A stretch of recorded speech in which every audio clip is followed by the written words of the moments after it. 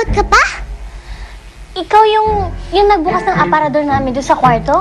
Bakit ba kasi kayo nagising nung may kinukuha ko sa aparador eh? Ikaw? Ikaw yung nagalaw ng rocking chair? At ikaw din yung multo doon sa hallway? Bigla kasi kayo naglabasan ng kwarto kaya ako nagtago sa likod ng kurtina eh. Tataas na rin sana ako nung nahuli niyo ako sa hagdanan. Sige, mamang pulis. Dalhin niyo na siya!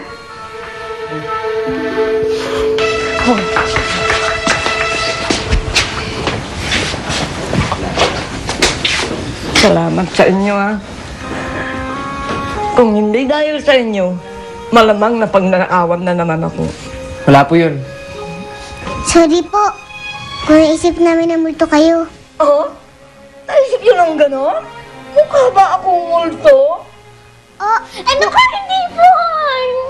Hindi po kasi eto si Lely mahilig magbasa ng comics niya kung ano-ano po naiisip. Sige na, magpahinga na kayo sapagkat bukas maaga kayong lalarga. Sige? Tutulog na rin ako, ha? Sige, pasok na kayo.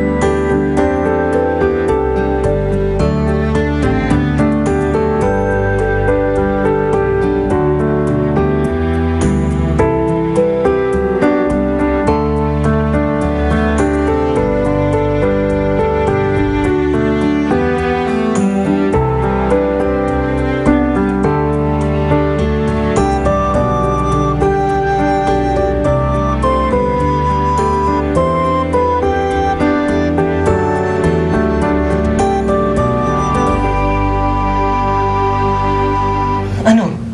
Nakakita ka na? Nakikita mo na ako?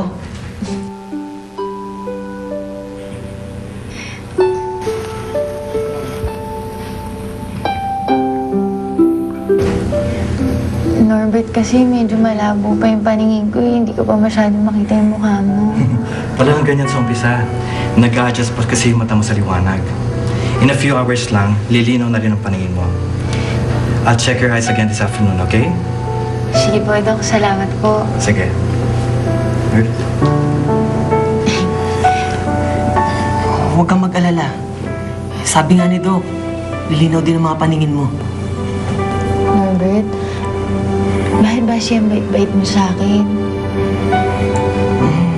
Wala. Dahil kaibigan kita. Dahil gusto kitang tulungan. Yan. Tita Madel? Tita Madel?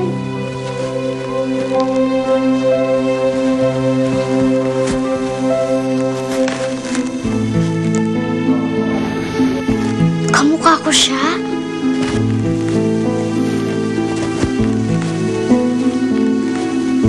Ano ginagawa mo rito? Sino po siya? Siya si Samantha, anak ni Madel. Sige na, labas ka na ng kwarto. At sa susunod, kumato ka muna.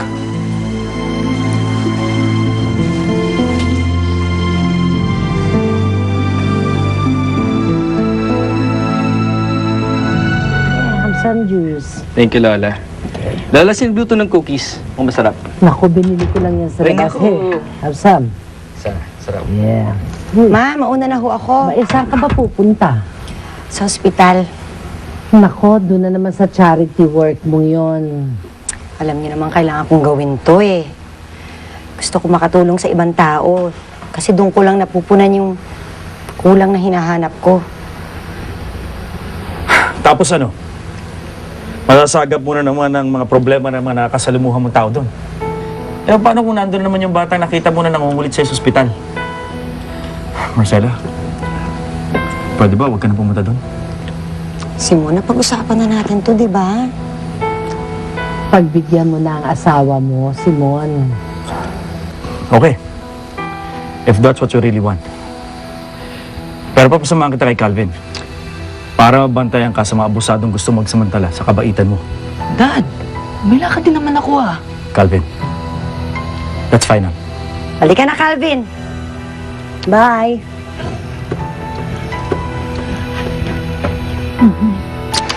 Enjoy. Halika na, dali. Samahan mo na ako. Dad, sige na. Halika na.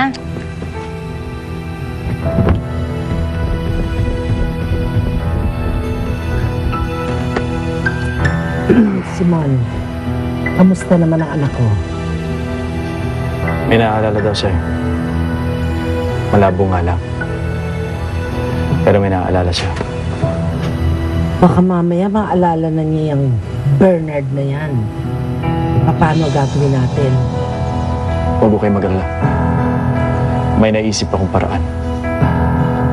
Tataas ang condosage ng gamot na binibigay ko sa kanya. Naku, siguraduhin mo lang na talaga makakatulong yan para tuluyan ng makalimutan ni Marcela ang asawa niya.